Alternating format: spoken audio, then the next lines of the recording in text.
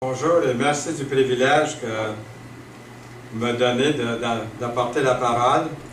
Et puis, bienvenue à chacun et chacune.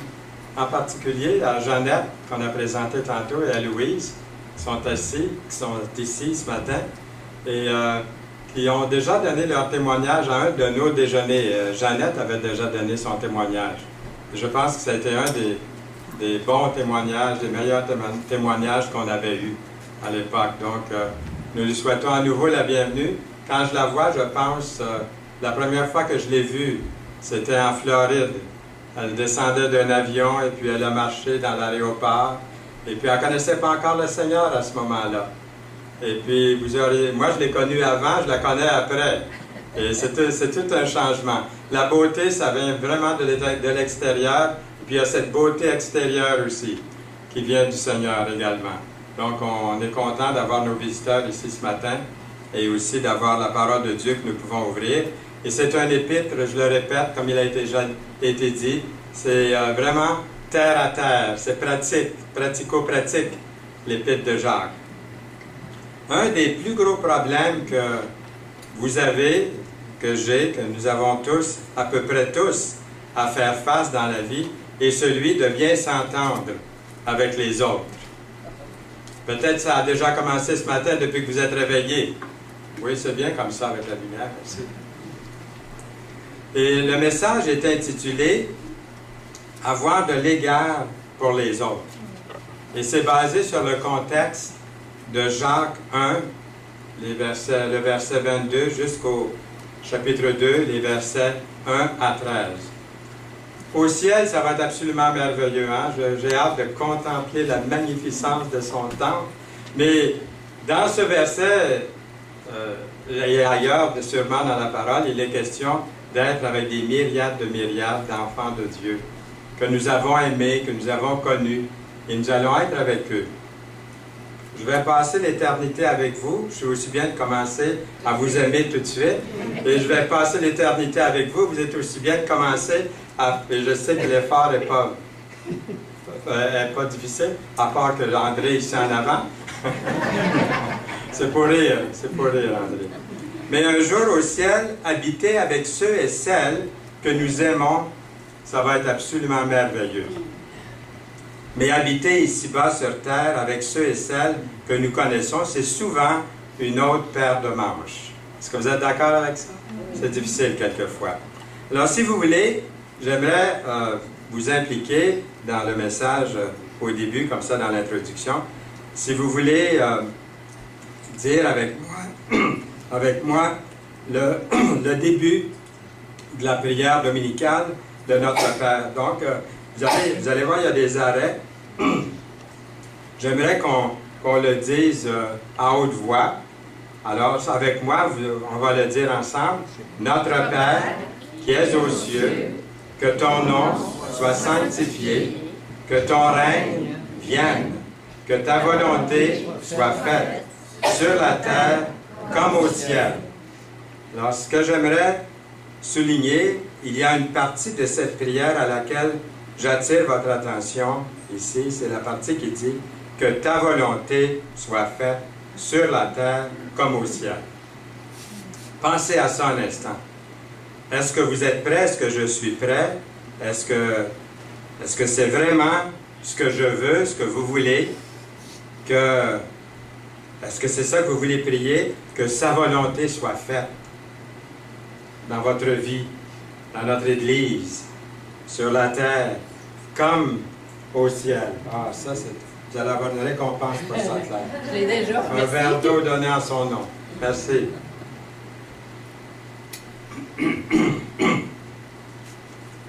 Regardons un aperçu de la volonté de Dieu pour le ciel. Dans Apocalypse, chapitre 7, verset 9. Après cela, je regardai. C'est ce que ça va être au ciel. Et voici, il y avait une grande foule que personne ne pouvait compter, de toute nation, de toute tribu, de tout peuple et de toute langue. Ils se tenaient devant le trône et devant l'agneau, revêtus de robes blanches et des palmes dans leurs mains. l'apôtre Jean a vu dans sa vision un lieu, le ciel, où toutes les nations, les groupes ethniques, toutes les tribus, tous les peuples, de toutes les langues, adoraient Yeshua, adoraient Jésus, le Fils de Dieu, réunis autour du trône de Dieu. Et il criait d'une voix forte. Alors, je n'essaierai pas d'avoir cette voix forte, mais il criait d'une voix forte, c'est souligné ici, en disant, « Le salut est à notre Dieu qui est assis sur le trône et à l'agneau. » Apocalypse 7, 10. Ce que Jean a vu, c'est un endroit tout à fait merveilleux, splendide, où chacun a pu trouver sa place. Vous avez vu? Tous les peuples, toutes les langues, toutes les couleurs, tous les groupes ethniques, tous se retrouvent autour du trône. Voilà la volonté de Dieu pour la terre, pour l'Église, pour moi dans ma vie et pour vous. Nous prions que ton règne vienne, que ta volonté soit faite sur la terre comme au ciel. Notre Église sur la terre demeure un lieu où n'importe qui pourrait s'intégrer, en faire partie. Peu importe ce qu'ils sont ou leur place dans la vie. Je crois que l'Église est un lieu où tous et toutes sont les bienvenus. Jacques, au chapitre 2, nous parle de la différence entre une foi vivante et une foi morte. Une foi vivante est active, elle est attentive, elle est impartiale. Une foi morte, elle est quoi? Elle est morte. Hein? Elle est morte. Elle n'est pas active, elle n'est ni active ni impartiale. Donc, le premier principe que nous retrouvons dans le contexte aujourd'hui, c'est que la foi et le favoritisme sont incompatibles. La foi et le favoritisme ne se mélangent pas. On a souvent parlé de Gandhi, et je vais en parler encore ce matin. Dans son autobiographie, le Mahatma Gandhi a écrit que pendant ses études, il a pris les évangiles au sérieux et a considéré de se convertir au christianisme. Il croyait que par les enseignements de Jésus, il pourrait trouver la solution au système des castes en Inde, qui a toujours causé beaucoup de divisions. Un dimanche, il a décidé d'assister à des réunions non loin de chez lui, dans une petite église évangélique voisine, et de parler au pasteur au sujet de devenir chrétien. Il est entré dans l'église et la personne, malheureusement, à l'accueil, a refusé de lui offrir un siège et a plutôt suggéré qu'il aille à une autre réunion, à un autre culte avec les siens, avec son propre peuple. Gandhi a quitté l'Église, il n'est jamais revenu. Si les chrétiens ont des différences de caste, eux aussi, a-t-il pensé, s'est-il dit, je pourrais aussi bien rester hindou. Et cette personne-là, à l'accueil, on ne sait pas qui c'était, sans le savoir, a détourné Gandhi de mettre sa confiance dans le Sauveur, le Seigneur Jésus-Christ. Regardez le beau verset qu'il y a en avant dans l'Église ici. Alors ça, c'est quelque chose qui est mis en pratique, qu'on essaie de mettre en pratique, de toujours bien accueillir les gens, peu importe qui ils sont quand ils entrent ici. Nous avons déjà lu ce verset, je le relis. « Mes frères, que votre foi en notre glorieux Seigneur Jésus-Christ soit exempte de tout favoritisme. » Au verset 1 du chapitre 2. Notez bien que Jacques s'adresse à ses lecteurs comme à des frères dans le Seigneur. Ces gens-là sont sauvés, sont nés de nouveau, ils ont l'Esprit de Dieu en eux. Il leur parle avec amour et affection, comme à des gens faisant partie d'une même famille chrétienne.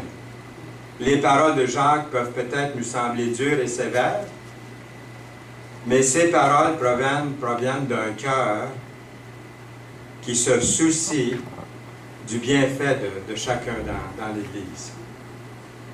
Et puis, il se soucie de leur croissance. de leur bien-être spirituel. Et comme un des frères, il aimerait bien les aider à avoir de l'égard les uns pour les autres.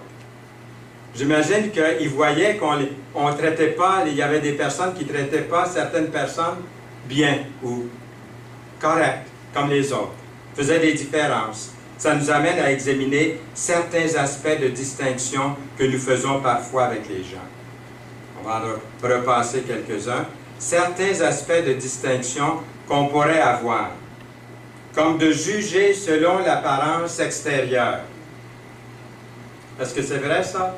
Hein, la première impression. Nous distinguons souvent les gens sans toujours nous en rendre compte en raison de leur apparence. Un coup d'œil. Puis déjà, on a décidé quelque chose. C'est malheureux quelquefois, mais la nature est là, la nature humaine.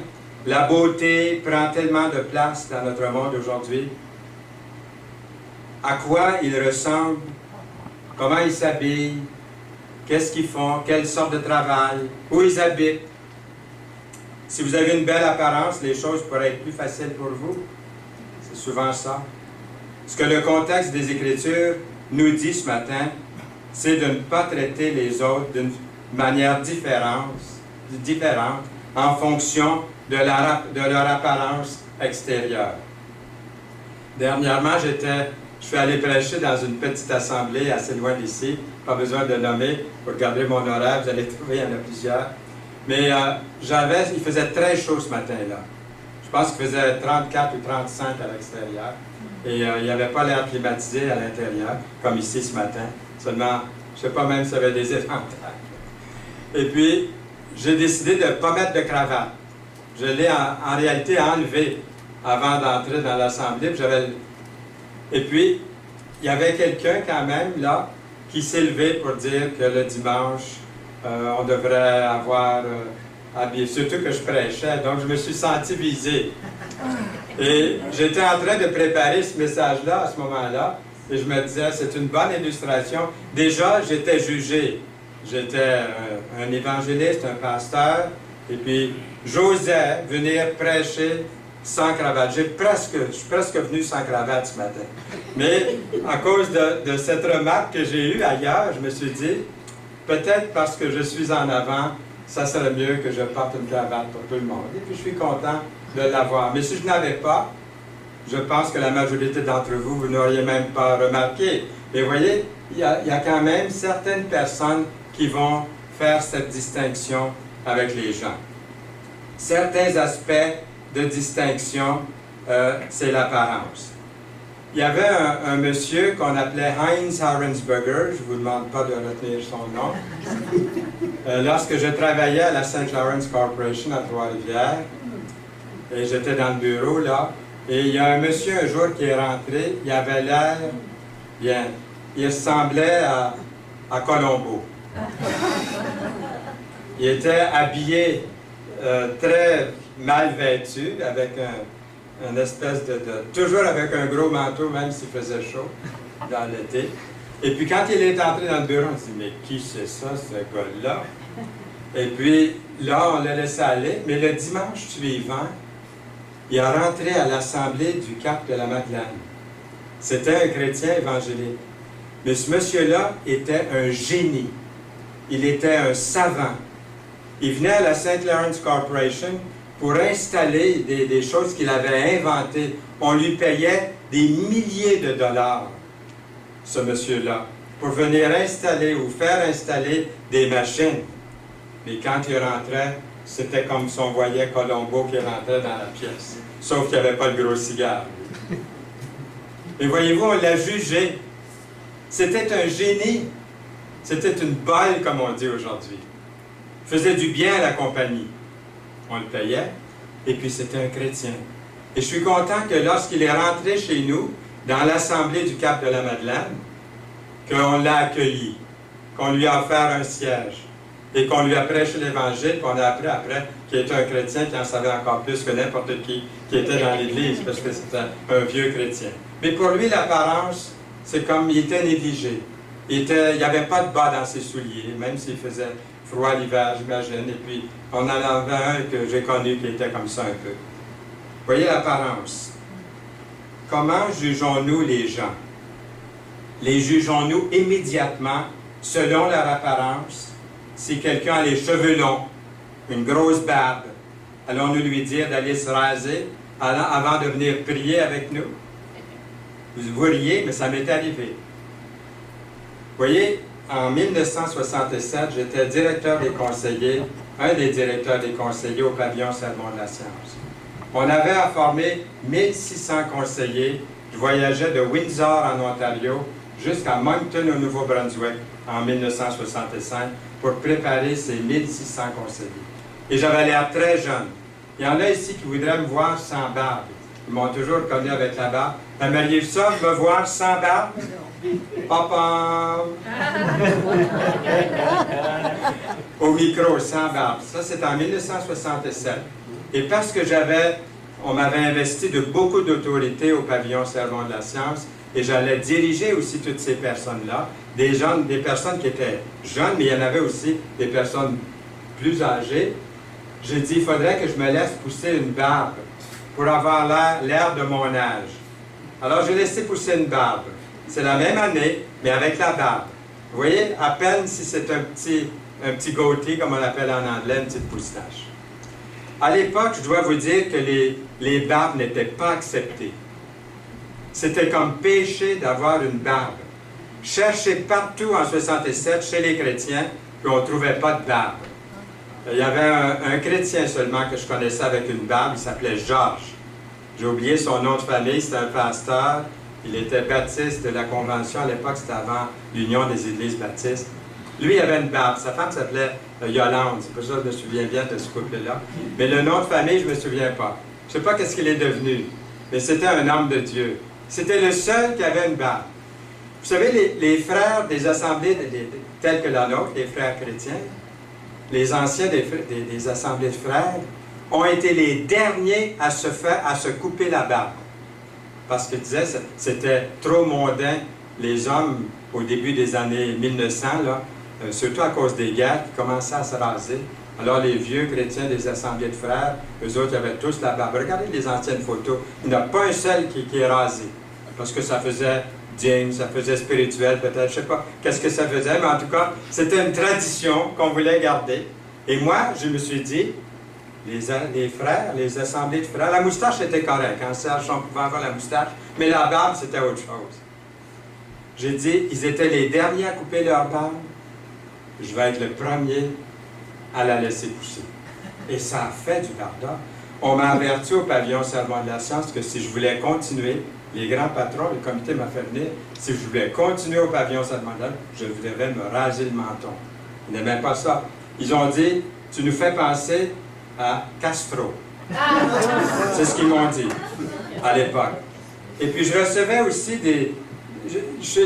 quand j'ai eu la barbe, j'ai gardé la barbe, et au pavillon, il y a quelqu'un qui était venu me trouver pour me dire, irais-tu à la prochaine réunion de prière arrangée comme ça? Vous voyez?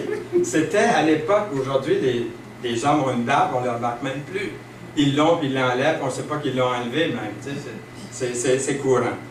Mais à l'époque, ça faisait vraiment quelque chose de bizarre. Et j'ai persisté, j'ai gardé quand même la barbe. Je leur ai dit, je ne veux pas être désobéissant, mais attendez un petit peu. Vous allez voir comment est-ce qu'elle va être. Puisque quand elle pousse, ça pique beaucoup, mais en plus, c'est pas très joli. On a seulement besoin d'un numéro en dessous. C'est ce qu'on disait à l'époque. Et puis, j'ai gardé la barbe. Et puis, avant longtemps, on m'a donné toutes sortes de responsabilités. On m'a donné toutes les responsabilités qu'ils pouvaient me donner. On m'a même demandé de venir signer le registre, le livre d'or de la ville de Montréal au nom du pavillon Sermon de la Science en compagnie de M. Price ici, qui est en train de signer. Donc, si jamais vous allez voir Montréal, vous voulez voir le livre, regardez 1967, vous allez voir ma signature dans le livre. On avait accepté que quelqu'un porte la barbe, de ne pas avoir honte et de le mettre en public. Mais ça a pris quand même un certain temps. Le favoritisme n'est pas raisonnable. Il y a aussi nos origines. le favoritisme en ce qui concerne nos origines. Par exemple, d'où on vient, notre race, d'être antisémite ou antiracial ou raciaux, d'avoir des préférés comme ça. Et j'essaie de retrouver ma place ici, là. Ma page avec le vent a tourné. Alors, je vais vous dire ça dans un instant. OK. On n'est pas encore rendu, mais on va continuer. Nos origines, l'âge, il y a aussi l'accomplissement. Un jour, vous êtes un héros et le lendemain, vous êtes un zéro. Et puis, il y a aussi l'abondance, de juger quelqu'un selon les richesses. Alors, c'est vraiment, le favoritisme n'est vraiment pas raisonnable. Et puis, ce n'est pas non plus chrétien d'avoir du favoritisme. Et ce n'est pas raisonnable. Nous lisons dans Jacques 2,5, je ne sais pas si, je pense qu'il y a un mélange dans mes versets ici. On va revenir à ça dans un instant. J'ai fait ça tard hier soir, il dépassait minuit. J'ai revisé, puis je pense que j'ai un petit peu moffé mon affaire, mais on va continuer, on va se rattraper. Continuez à filmer, Madame Machin. Si vous regardez dans Jacques, vous avez la Bible ouverte devant vous, dans Jacques 2, au verset 5, c'est marqué « Écoutez, mes frères bien-aimés, Dieu n'a-t-il pas choisi les pauvres aux yeux du monde, pour qu'ils soient riches en la foi et héritiers du royaume qu'il a promis à ceux qui l'aiment. » C'est marqué ici « pauvre aux yeux du monde ». Jacques ne dit pas que c'est mieux d'être pauvre plutôt que d'être riche ou en moyen. Il ne dit pas que c'est seulement le pauvre qui sera sauvé. Aux yeux du monde, pauvre, c'est aux yeux du monde qu'on peut être regardé comme simple d'esprit ou pauvre. Chacun de nous ici ce matin, le réalisez-vous, chers frères et sœurs, chers amis, que si on se compare avec la majorité des gens dans le monde, vous êtes riches. C'est pas d'être riche ou pauvre, ce n'est pas ça que Dieu regarde. Est-ce que vous êtes content que Dieu ne vérifie pas votre compte en banque ou votre portefeuille avant de vous sauver? N'êtes-vous pas content que votre salut n'est pas basé sur vos épargnes? La richesse en soi ne mérite aucun traitement spécial. On n'achète pas son salut par des indulgences, par des sacrifices, par toutes sortes de choses. Votre valeur ne repose pas sur vos objets de valeur. Ne confondons pas notre valeur nette financière avec notre valeur personnelle devant Dieu. Dieu ne s'attend pas à ce que les pauvres deviennent riches pour les sauver. Dieu s'adresse aux riches et leur dit « Et vous, vous avilissez le pauvre. » Qu'est-ce que ça veut dire, avilisser le pauvre? Il y a toutes sortes de synonymes à ça. Avilisser, ça veut dire discréditer, dévaluer, démoraliser, déprécier, dévaloriser, déshonorer, inférioriser. Parce que ce n'est pas ça qui arrive quelquefois. En s'adressant aux pauvres, il leur dit aussi, « N'est-ce pas les riches qui vous oppriment? » Dans Jacques 2, verset 6. Et dans le Nouveau Testament, c'est la noblesse romaine qui a envoyé les chrétiens au lion, qui persécutait les chrétiens. Là, je sais où est-ce que c'est qu'on est rendu. Je vais trouver l'image. Je ne sais pas pourquoi est-ce que c'est mélangé. Voilà. C'était la noblesse romaine qui a envoyé les chrétiens, souvent qui étaient pauvres, aux fauves, qui les persécutaient. Et Jacques dit, n'est-ce pas les riches qui vous oppriment, qui vous traînent devant les tribunaux, dans Jacques 2, 6. Le problème, le favoritisme est sans amour. Nous lisons, si vous accomplissez la loi royale, au verset 8, selon l'Écriture, tu aimeras ton prochain comme toi-même. Il dit, qu'est-ce qu'il dit? Vous faites bien. Alors, il dit, pourquoi l'appelle-t-il ici la loi royale? Parce que si nous obéissons à ce seul commandement, tu aimeras ton prochain comme toi-même, qu'est-ce qui arrive? Vous faites bien. Pourquoi? Car toute la loi est accomplie dans une seule parole, celle-ci. Écoutez bien. Tu aimeras ton prochain comme toi-même. Dans Galates, chapitre 5, verset 14. C'est donc dire que toutes les lois se résument en une seule phrase, aimer son prochain comme soi-même. Si je joue au favoritisme, je n'exerce pas l'amour. Dans 1 Jean 4, 20, il est dit ceci, si quelqu'un dit « j'aime Dieu » et qu'il haïsse son frère, c'est un menteur. Car celui qui n'aime pas son frère qu'il voit, comment peut-il aimer Dieu qu'il ne voit pas? C'est comme si notre relation avec les autres démontrait combien nous aimons Dieu. C'est quand même quelque chose quand on pense à ça. Nous lisons, si vous faites du favoritisme, dans ma version c'est exactement comme ça, si vous faites du favoritisme, vous commettez un péché. Vous êtes condamnés par la loi comme des transgresseurs, car quiconque observe toute la loi, mais pêche contre un seul commandement, devient coupable de tous. Combien de mailles dans une chaîne devons-nous défaire pour que la chaîne soit brisée? Une seule maille. Combien de lois devons-nous briser pour être un briseur de lois? Une seule. Combien de crimes devons-nous faire pour être un criminel? Un seul crime. On dirait que les lois aujourd'hui disent le contraire de ça. Pourtant. Vous êtes déjà entré dans un magasin de porcelaine? Avez-vous déjà vu un éléphant dans une boutique de porcelaine? Est-ce que vous avez vu l'affiche dans un magasin de porcelaine? C'est marqué « Vous le cassez, vous l'achetez ». Là, il n'est pas question, là, ici, ouais, vous le cassez, vous l'achetez. Il ne se soucie pas, là, si c'est cassé à moitié, ou tout cassé, ou tout brisé. Si c'est cassé en un seul endroit, ou c'était en 1000 morceaux. Si vous le brisez, vous l'achetez. Jacques se trouve à dire que si les gens pensent que le favoritisme est une petite affaire de rien, ils se trompent, puisqu'il est écrit, c'est comme si Jacques disait, attention, vous brisez la loi de Dieu, et c'est une chose sérieuse. Au verset 11, il est écrit, en effet, celui qui a dit, tu ne commettras point d'adultère, a aussi dit, tu ne tueras point. Or, si tu ne commets point d'adultère, mais que tu commettes un meurtre, tu deviens transgresseur de la loi.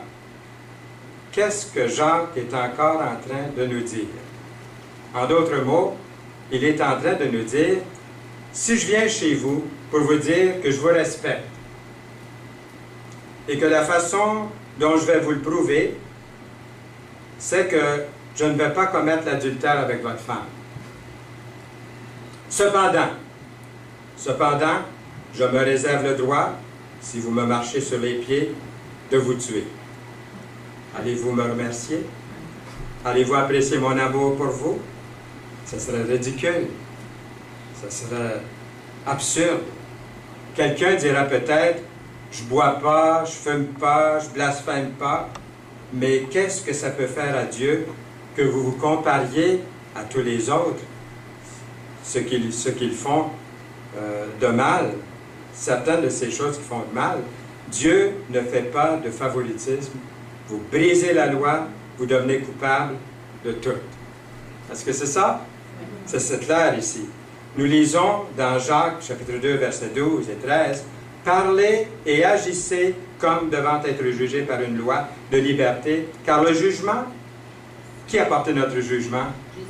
Jésus. Regardez bien ce verset-là. « Car le jugement est sans miséricorde. Pour qui n'a pas fait miséricorde, la miséricorde triomphe du jugement. » Le Seigneur a triomphé pour vous et moi à la croix. Nous l'avons vu pendant toute la réunion, la première réunion.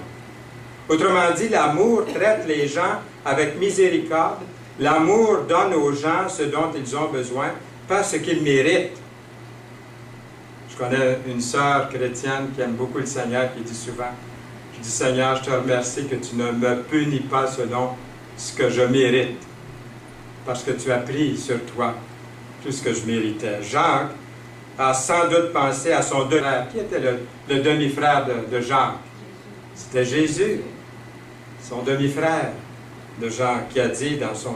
Il parle de Jésus dans son sermon sur la montagne. Jésus dit ceci, « Heureux les miséricordieux, car ils obtiendront miséricorde. » Alors, c'est à nous de faire miséricorde aussi. On vient de voir que c'est déraisonnable de faire preuve de favoritisme envers qui que ce soit. Est-ce que vous voulez vous lever une seconde pour changer de position? Puis on termine le message, il reste encore 10 minutes. Mais juste pour que vous puissiez faire un petit peu de changement. Levez-vous, ceux qui veulent, pour pouvoir un peu changer de position. Ça fait longtemps que vous êtes assis. Merci, vous pouvez vous rasseoir. Ça fait du bien, hein? Oui. Ah, là, je vois les yeux briller. Parce que je vais vous parler de l'application, puis je voudrais qu'on puisse apporter toute notre attention à l'application. Nous avons maintenant l'application. Comment traiter les gens de la bonne façon? J'ai lu un article qui dit que les églises, écoutez bien ça, les églises qui manifestent beaucoup d'attention et d'affection chrétienne à leurs membres et aux visiteurs qui entrent, qu'elles attirent plus de gens indépendamment de leur théologie même, de leur confession de foi ou même du lieu où elles sont placées, de leur emplacement. Une église qui aime les gens est une église qui grandit, disait l'article. Et l'article ajoute, c'est l'amour fraternel qui touche les gens. J'ai entendu souvent dire, je suis retourné parce qu'il y avait de l'amour entre les gens. Ils n'avaient pas entendu le message, ils ne savaient même pas qui avait prêché. Des fois, c'est mieux. Mais ils avaient vu l'amour qu'ils avaient entre eux. Dans le royaume de Dieu, c'est-à-dire que l'article continue en disant, vous n'emmenez pas les gens dans le royaume de Dieu en vous argumentant avec eux. Tiens, je devrais vous le mettre, on l'a d'abord ici. Car c'est l'amour fraternel qui touche les gens. Vous n'amenez pas les gens dans le royaume de Dieu par l'argumentation, mais vous les attirez dans le royaume de Dieu en leur présentant l'Évangile avec un amour sincère. Mais comment y arriver? Comment y arriver? Avez-vous des idées? Bien, premièrement, le verset qui est en avant ici, là, bien accueillir les gens. Quelques-uns pourraient avoir du mal à accepter certaines personnes dans leur milieu, en les voyant peut-être entrer. Ils confondent peut-être deux choses, l'acceptation et l'approbation. Il y a une grande différence entre l'acceptation et l'approbation. Vous pouvez accepter quelqu'un sans approuver son style de vie. OK? C'est vrai ça? Oui. Dans 1 Corinthiens 5, 9 à 11, l'apôtre Paul, c'est écrit un peu petit là, mais je vais vous le lire. L'apôtre Paul s'explique de cette façon-ci. Je vous ai écrit dans ma lettre de ne pas avoir de relation avec les débauchés. Non pas d'une manière absolue avec les débauchés de ce monde, ou avec les cupides et les ravisseurs, ou avec les idolâtres, autrement il vous faudrait sortir du monde. Maintenant, ce que je vous ai dit, c'est de ne pas avoir de relation avec quelqu'un qui, se nommant frère, est débauché, ou cupide, ou idolâtre, ou outrageux, ou ivrogne, ou ravisseur. De ne pas même manger avec un tel homme, dans 1 Corinthiens 5, 9 à 11.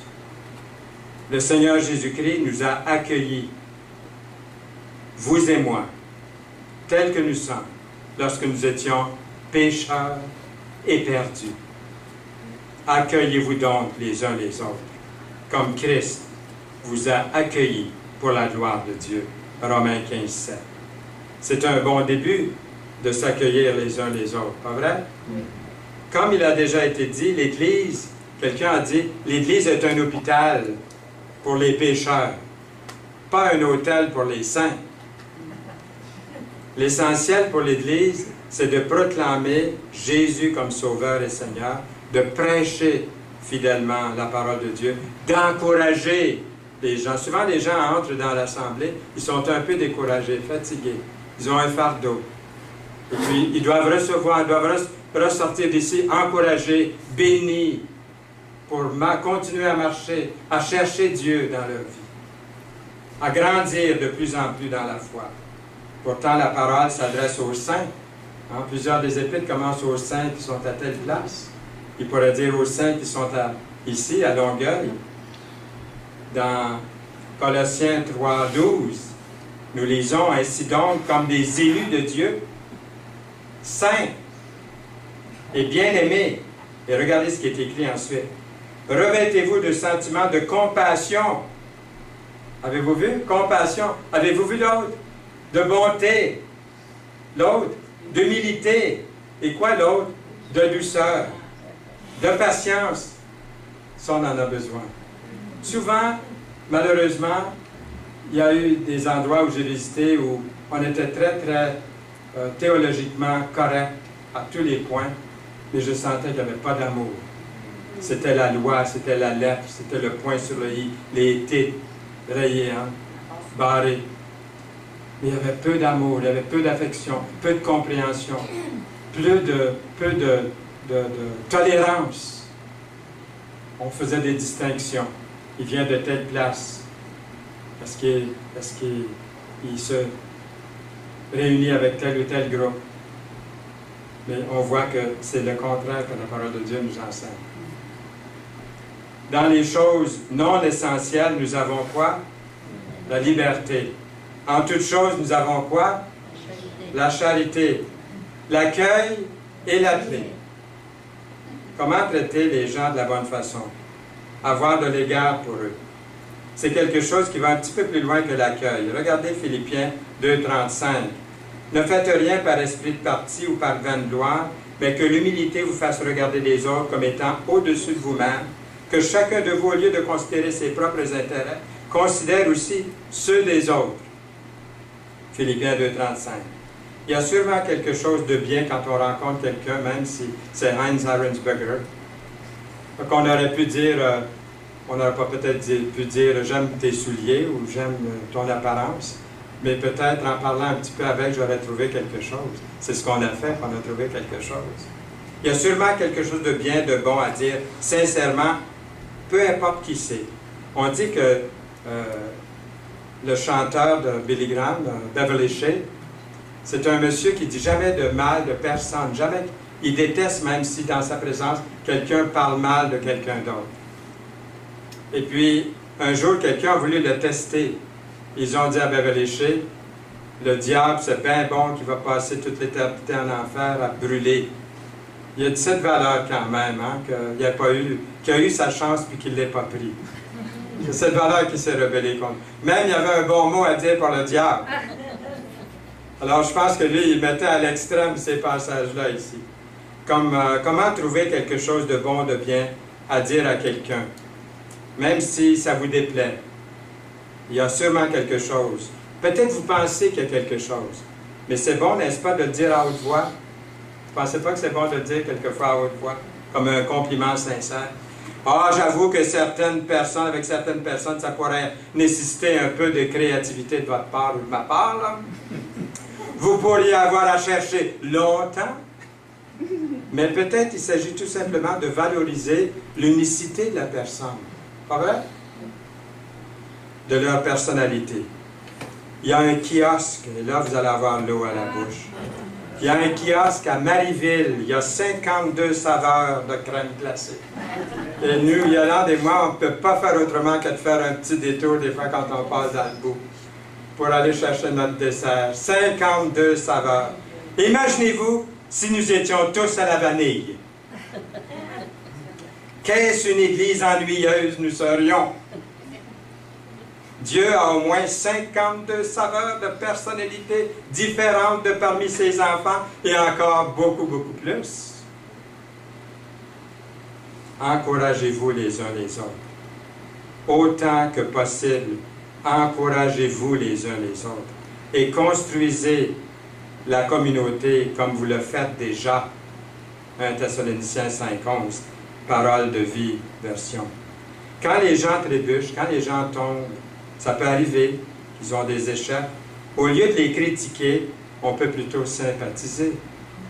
Prier pour eux. Essayer de les encourager. essayer de les construire, de les relever au lieu de les accuser. Et des fois, seulement qu'un sourire peut les encourager. D'après l'épître de Jacques que nous étudions, l'Église qui accueille, l'Église qui a de l'égard, l'Église qui encourage les gens et l'Église que Dieu bénit. Est-ce que c'est ça qu'on a vu ce matin dans l'Écriture? Quand tout le monde contribue à l'atmosphère de l'Église, rien ne peut arrêter une Église qui est remplie d'amour. Et ça n'arrive pas par hasard. Cela exige de l'effort. Un visiteur pourrait juger toute l'Église par un seul membre de l'Église. Nous ne nous attendons pas à ce que les gens agissent comme des croyants tant qu'ils ne sont pas sauvés, tant qu'ils ne sont pas nés de nouveau. Quand ils rentrent ici, ils peuvent être n'importe quoi, n'importe quand, n'importe où. On ne sait pas. L'amour attire les gens du dehors parce que l'Église a une réputation d'amour. Et je crois que Dieu aime une Église qui aime les gens inconditionnellement. Et je termine avec ce texte de Parole de vie, Jacques 2,8. Les livres saints disent « Aime ton prochain comme toi-même ». C'est la loi du royaume. Et si vous obéissez à cette règle, c'est quoi? Vous agissez bien. Amen. Amen. Seigneur, merci pour ta parole, pour les bons conseils, pour le demi-frère de Jésus qui nous a laissé cet héritage, ce testament, et que c'est tellement pratique pour chacun de nous. Nous voulons louer Jésus, Yeshua, le Fils de Dieu, le Seigneur des Seigneurs. Et nous voulons te remercier, Seigneur, pour l'aide que tu nous apportes par ton esprit, par ta parole. Bénis mes frères et sœurs et nos amis qui sont ici ce matin. Au nom précieux de Jésus. Amen. Amen.